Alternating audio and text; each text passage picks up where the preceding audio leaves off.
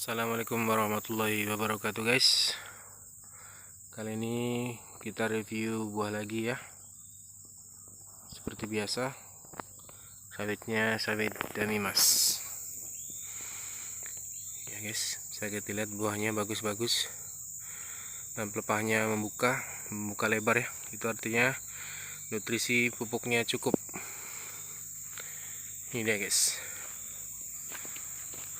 Nah, harus terawat bersih.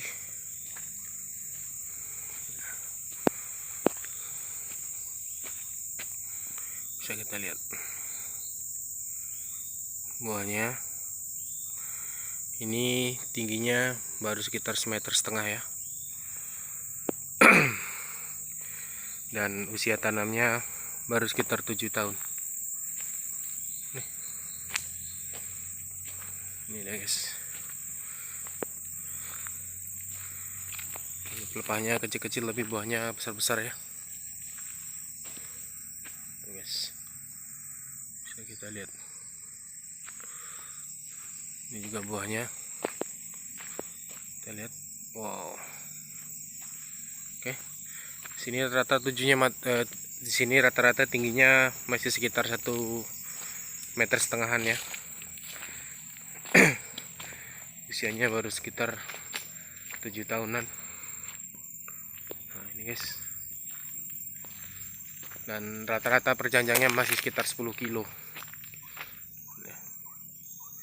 Sekitar 10 sampai 15 kilo. Itu per janjang sawitnya. Kalau untuk keadaan bawahnya bersih guys ya. Ini melakukan perawatan yang terus-menerus. Harus rutin ya. Seperti ini. Kita bisa lihat sendiri. Ya, arah sana pun bersih.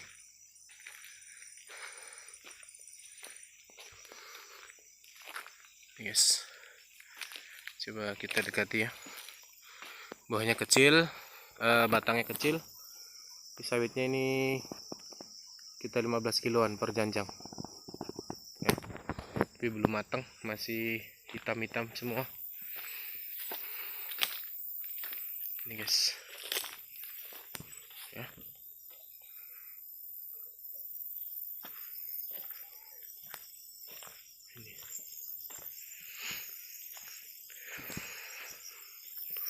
Ini lagi habis buahnya ya. Oh, masih ada satu janjang. Tapi masih hitam. Ini guys. Bisa kita lihat. Oke.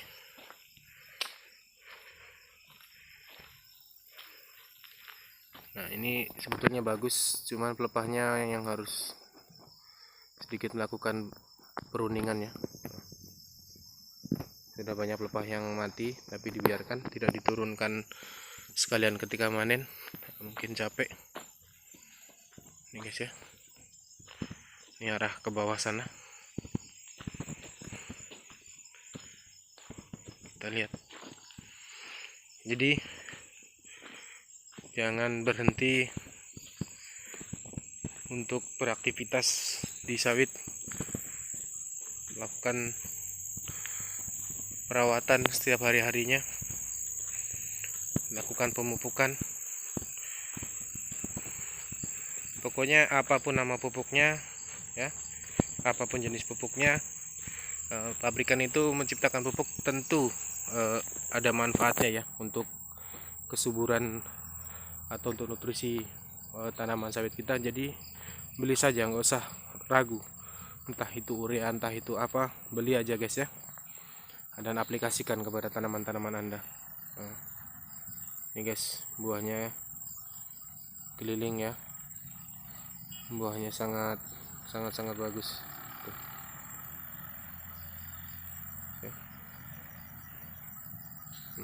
Pohonnya pun bagus-bagus. Saya di sini selalu akan mereview sawit-sawit yang bagus-bagus sebagai contoh motivasi untuk semua para petani sawit di Indonesia. Nah, ini guys.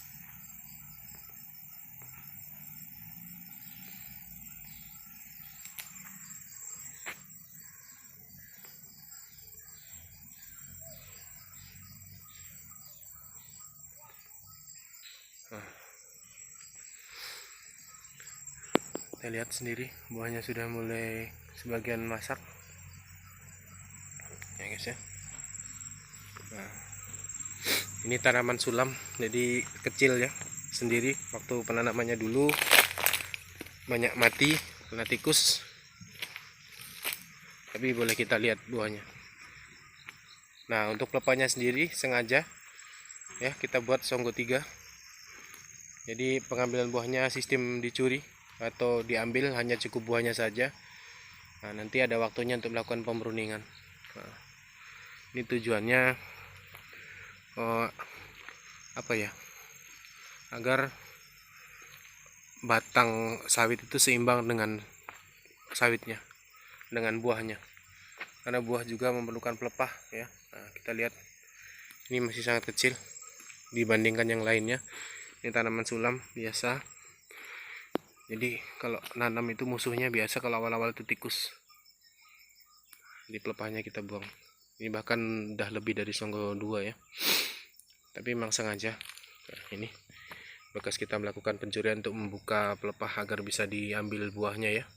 Buah yang terjepit kita cukup lukai sedikit saja, nah, tidak terlalu banyak, agar buahnya bisa jatuh. Cara untuk pengambilannya. Nah, ini guys ya. Nah, ini nondolnya sampai banyak sekali. Kita lihat buahnya kecil tapi keliling.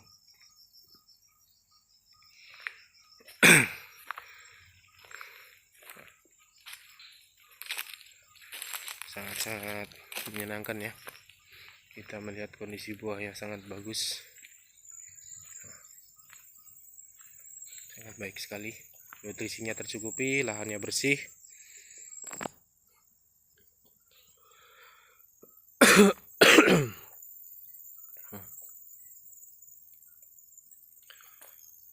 Ini luas lahannya sekitar 4 hektaran lebih ya guys. Nah, kita posisi dari tepi jalan besar itu sekitar masuk setengah sini, baru sekitar 1 hektar yang kita lalui. Jadi jangan ragu ya untuk melakukan penanaman sawit. Ada lahan kosong seberapapun kerjakan perlahan-lahan. Kalau tidak mampu sekaligus ya kita kerjakan perlahan-lahan.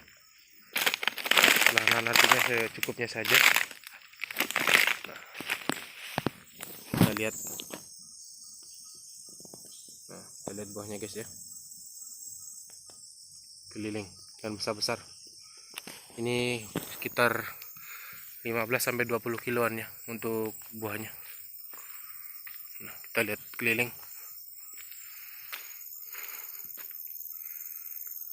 Oh, ini guys, kita dekatkan sedikit. Batangnya tercukupi nutrisinya ya, sehat, besar, sangat bagus. Nah, jadi untuk daerah curam-curam seperti ini, langkah baiknya pemupukan dilakukan jangan ketika musim hujan deras. Kira-kira curah hujan sedang boleh kita lakukan pemupukan. Kalau kita memupuknya pas di musim hujan nanti akan hanyut ya. Ya memang tidak hanyut 100% hanyut semua, tetap ada yang terserap oleh sawit, cuman kebanyakan hanyut. Dan kalau menurut saya itu tidak masalah ya, mau hanyut atau mau apapun, karena akar sawitnya berada di mana-mana. Jadi tidak masalah, sangat-sangat tidak masalah untuk untuk melakukan pemupukan. Ada juga sebagian petani sawit yang lainnya melakukan pemupukan dengan cara pupuk itu dilarutkan terlebih dahulu menggunakan air, kemudian menggunakan cap ya, tangki semprot, baru disemprotkan.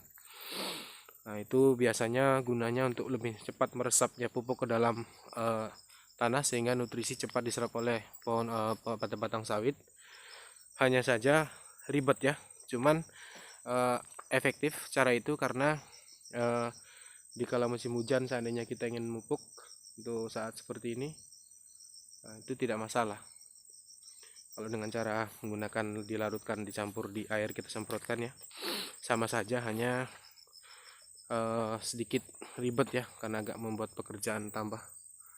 Ini mungkin tujuannya lepas melakukan pembuangan pelepah ya, tapi itu pelepahnya masih sangat tinggi pemotongannya, jadi akan mempersulit untuk mengambil buah di atasnya nantinya. Nah, bisa kita lihat sendiri.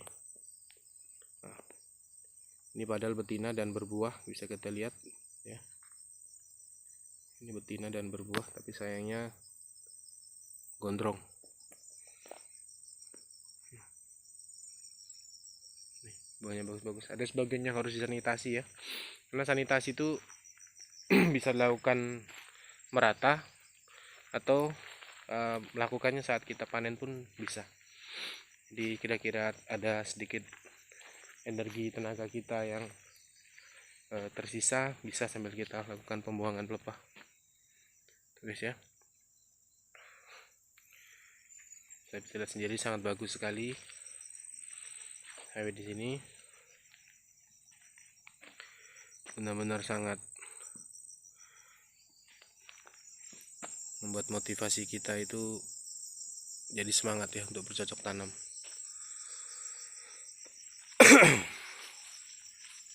Untuk jarak tanam sendiri kami menggunakan jarak tanam 9 meter antara sawit yang satu dengan sawit yang lainnya guys ya. 9 meter 9 meter arah lurus, 9 meter arah kiri dan kanannya. Ini 9 meter untuk jarak tanamnya ya. Kemudian untuk sistem pasang pancangnya ini menggunakan mata 5. Disebut mata 5 itu adalah ketika kita berpatok pada sawit di depan kamera ini ya, kita lihat arah ke sana lurus, kita lihat arah membujur segitiga pun lurus. Seperti itu. Atau kita arah lurus ke bawah, ke samping, kiri dan kanan pun bisa, sama saja. Tujuannya untuk jarak ya. Jarak ini jangan dianggap sepele. Ketika Anda menanam sawit menggunakan jarak 4, 5, 6 bahkan hanya 1 meter antara sawit satu dan sawit yang lain, itu pengaruh sangat berpengaruh terhadap batangnya. Pengaruhnya seperti apa? Sawit itu tidak mau membuka pelepahnya, biar kita pupuk pun nah buahnya kecil-kecil, pelepahnya kecil-kecil, batangnya kecil-kecil, karena dia kurang ya untuk mendapatkan sinar matahari, jadi tidak terbuka. Karena sawit ini jenis tanaman yang kalau bisa itu selama 12 jam itu ya, dari pagi sampai sore itu kebutuhan sinar mataharinya terpenuhi, tercukupi. Jadi jangan sampai kita menanam sawit dengan jarak sangat dekat sekali, tidak dianjurkan ya. Jadi bisa kita usahakan tanamannya jaraknya ya minimal itu kita sekitar 8 atau 9. Untuk Damima sendiri jenis pelepahnya jenis pelepah panjang. Ketika Anda menanam terlalu rapat, kita contohkan seperti ini jarak 9 meter saja sudah ketemu. Nah, jika seandainya ditanam jarak antara sawit satu dengan sawit yang lainnya, kita tanam dengan jarak 6 meter seandainya contoh, maka pelepah satu dan pelepah yang lainnya akan bertemu ya. Yang pertama, pasti ketika melakukan pemanenan akan terganggu ya. Terganggu bagaimana? Saat kita melakukan pembuangan pelepah akan menurunkan buah mungkin kesulitan, karena pelepah yang satu tadi mungkin menyangkut di pelepah yang satunya lagi, di pohon dahannya satunya lagi. Nah seperti itu bahaya ya, untuk keselamatan kita yang memanen buah itu bahaya. Jadi saran saya dikasih jarak sedemikian bagusnya, sedemikian jauhnya.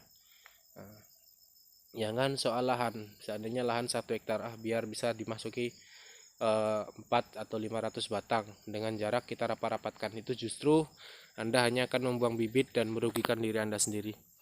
Jadi alangkah baiknya, lebih baik ya kita berikan jarak yang maksimal ya 9 sampai 10 meter, atau pakai jarak 10 meter pun lebih baik ya. Dia akan membuka pelepahnya, buahnya akan besar-besar, karena kalau pelepah tidak membuka, buah tidak akan besar seunggul apapun itu bibitnya. Buah itu bisa membesar ketika nutrisinya tercukupi dan juga pelepah membuka. Nah, contoh seperti logikanya saja, ketika posisi pelepah mengarah ke atas atau tidak membuka, nah sawit itu akan kecil. Kenapa? Karena nutrisi tercukupi pun, tapi dia untuk proses pembesaran pertumbuhan atau perkembangan per janjang sawitnya itu sulit karena terjepit ya. Nah, seperti itu. Jadi jarak itu jangan dianggap remeh. Keselamatan kita kerja juga kita harus utamakan. Takutnya ketika terlalu rapat kita melakukan pemanenan, pelepah itu nyangkut di pelepah yang lain, nah, ya kan? Karena susah, posisi bekas egrek atau dodos itu kan runcing. Nah, ketika jatuh menimpa pemanen kan ya, tentu akan sangat membahayakan. Jadi cara salah satunya adalah dengan agak memperjarak antara sawit satu dengan sawit yang lainnya. Ya, itu untuk pengaruh terhadap buahnya. Kemudian matahari tidak bisa masuk. Nah, terlalu rapat itu matahari susah ya. Walaupun mungkin dapat sinar tapi tidak bisa ibaratnya sempurna. Matahari tidak bisa masuk karena dibutuhkan ya. Matahari itu dibutuhkan oleh tumbuhan ya. Dalam kita berbicara tentang sawit ini, berarti matahari itu sangat dibutuhkan oleh sawit untuk melakukan fotosintesis atau masak ya, proses pengangkutan nutrisi dari akar menuju batang, menuju pelepah, kemudian untuk daunnya, rantingnya, dan maksud di sini ranting adalah lidi-lidinya itu ya, lidi di daunnya itu, kemudian baru ke buah. Jadi proses ini itu tetap dari akar dulu ke batang, ya, ke pelepah, ke daun. Ketika semua nutrisi yang dibutuhkan oleh batang dan pelepah serta daun tercukupi, barulah lari ke buahnya menjadi bagus dan sehat. Nah, seperti itu ya yang saya tahu secara ilmu orang awamnya. Jadi kita itu jangan ibaratnya berpikir konyol seperti dalam arti tanam pendek-pendek juga yang penting tumbuh ya, tanam jaraknya 1-2 meter antara sawit satu dengan yang lain, yang penting kan buah panen. Kalau kita berpikir seperti itu, kita hanya akan ibaratkan berlari tapi di tempat ya. Kita menanam sawit tapi hasilnya tidak memuaskan. Jadi dengan untuk hasil memuaskan harus kita lakukan seperti ini. Nah, ini sawitnya sekitar hamparannya sekitar luas 4 hektar ya. Karena aduh batuk, maaf guys ya. Ini untuk kondisi sawit. Ini sama semua. Jadi yang mau pesan bibitnya boleh ya, hubungi saya baik lewat messenger, baik lewat WA ya kan. Soal kualitas memang saya di sini tidak bisa menjamin sertifikatnya, tapi kalau untuk keasliannya saya bisa menjamin, dan ini bukti-buktinya ya. Kalau Anda memang ragu ya juga saya tidak ada memaksa ya kan. Yang jelas sistemnya begitu uang Anda transfer sesuai nominalnya yang sesuai harganya, baru akan saya juga transfer benihnya ya. Cuman kita tetap harus menunggu dulu juga proses pemesanan juga ya, karena saya juga pesan ke agennya ya. Nah seperti ini. Ini itu dulu waktu ketika sawit belum terlalu mahal harganya ya, itu sebat guys, semak ya. Jadi kayunya sampai bekas-bekasnya sampai tinggi-tinggi ya. Nah ini kayunya sampai tinggi-tinggi bekasnya, karena dulu ya agak sedikit malas juga karena berpikir kita rawat juga harganya waktu itu 1 kilo satu tandannya ya, satu janjang atau sekitar 1 kiloannya ya, hitung kilo kan di sini itu sekitar 500 rupiah ya. Jadi agak berpikir juga dibandingkan dengan aspek yang lain, misalkan dalam karet atau apa. Tapi sekarang di sini masyarakat di sini petani sudah rata-rata semuanya menggunakan atau menanam sawit ya. Tidak usah banyak, dalam 4 hektar ini bisa menghasilkan sekali panen sekitar 4 ton ya. 4 hektar sekali panen bisa 4 ton dalam satu hamparan atau dalam satu kapling atau sekitar 2 hektar ya. Sekitar 2000 meter itu kita bisa menghasilkan sekitar 2 ton sawit, sekitar 2 ton sawit. Nah 2 ton sawit dikali harga sekarang 2.550, artinya kita dapat uang sekitar 5.100.000 ya. Itu dalam 2 hektar. Kalau 4 hektar artinya kita dalam 2 minggu atau 15 hari sekali kita menghasilkan 10 juta ya kan, menghasilkan 10.200.000. Nah bayangkan saja kalau dalam 15 hari sekali kita panen menghasilkan sekitar 10 juta, artinya dalam sebulan, artinya kita melakukan 30 hari pemanenan ya, artinya 30 dibagi 2 ya, artinya 15 hari sekali kita panen, dalam sebulan 2 kali panen. Berarti sawit kita dalam 4 hektar itu rata-rata bisa mengeluarkan dalam sebulan itu sampai 8 ton. 8 ton artinya uangnya sekitar 20 juta. 20 juta ya. Seandainya kita melakukan pemanenan ini, membayar atau mengupah orang ya, 1 ton, 1 kintalnya itu 200 rupiah. Jadi asal dapat misalkan pemanen itu dapat mendapatkan 1 ton, artinya upahnya 200.000 ya. Jadi kalau dapat 4 ton artinya upah panennya 800.000 ya. Di sini masih seperti itu upah panennya. Nah, 800.000 dari 20 juta 800, berarti 1.600.000 sebulan untuk ongkos panennya. 1.600.000 untuk ongkos panennya. Nah, kita masih ya, masih sisa sekitar 18 jutaan ya, 18 juta lebih. Nah, itu kita hitung-hitungan bodohnya ya. Hitung-hitungan bodoh itu berarti hitung-hitungan yang secara mudahnya lah gitu, tidak terlalu detail tapi udah gambaran. Jadi kita jangan ragu guys ya, gambarannya seperti itu, jangan ragu untuk menanam sawit. Nah, ini kemarin habis dipanen, ini udah matang lagi ya. Nih tadi kita lihat udah matang. Memang terkadang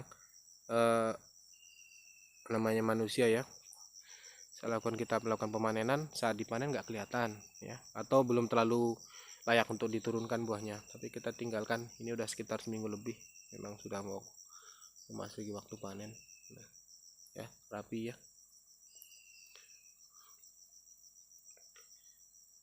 Jadi jangan mau kalah dengan sawit-sawit mereka pemilik perusahaan swasta ya.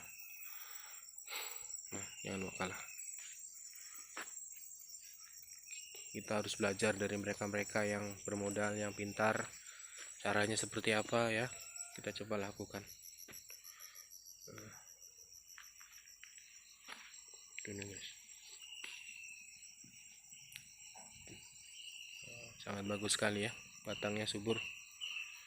Ini tinggi sudah sekitar 1 meter lebih, bahkan 2 meter ya, udah 2 meter lebih ini tingginya.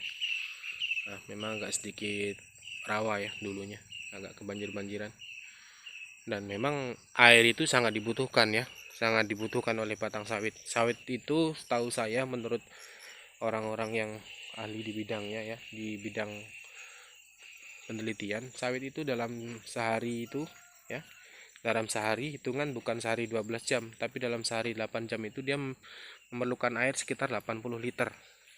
Sekali hisap itu ya, 80 liter untuk kebutuhan memenuhi nutrisi batangnya tersebut. Nah, ini guys ya. Nah, videonya hanya muter-muter aja bang ya, hanya muter-muter aja, harus seperti apa lagi ya, seperti ini. Karena saya sengaja hanya untuk mereview atau memberikan gambaran-gambaran sawit-sawit yang bagus menurut saya ya, dan berdasarkan pengalaman.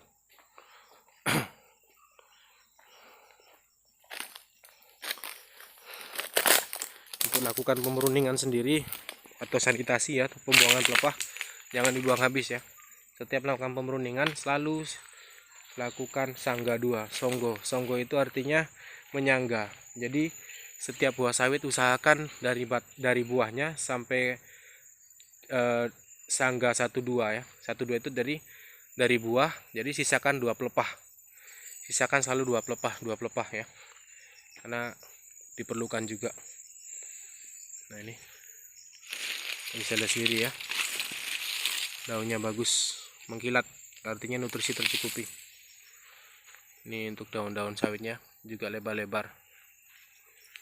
Oke guys ya, sekian dulu untuk review sawit kali ini. Mudah-mudahan teman-teman termotivasi, mudah-mudahan teman-teman jadi lebih semangat ya dalam menanam pohon sawit. Ingat, jenis apapun ya, kalau kita rawat, kita panen akan bagus. Jadi tergantung perawatan. Unggul atau bibit yang luar biasa bagusnya pun, entah itu pun apa merek jenisnya, kalau kita tidak rawat percuma. Nah, contoh seperti ini. Ini masih kecil batangnya ya, baru 1 meteran kita lihat. Tapi buahnya sudah keliling besar, tidak ada putusnya. Jadi kita sebagai petani itu semangat. Oke, sekian dulu guys ya. Mudah-mudahan tutorial-tutorial sederhana yang saya bikin ya, hanya sekedar memposting-posting atau upload sawit-sawit buah-buahnya saja, itu sudah memberikan motivasi dan semangat untuk petani-petani sawit ya. Karena sekarang sawit ini menjadi ujung tombaknya ya untuk perekonomian warga Indonesia ya. Jadi komoditas utama ya tanaman sawit ini oleh pemerintah, oleh Bapak Presiden.